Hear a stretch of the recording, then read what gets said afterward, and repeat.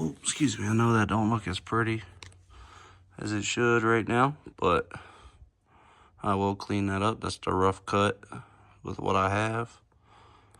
I do got my Dremel, so I'll go back and clean that up a little bit. And oh yeah, we'll get it.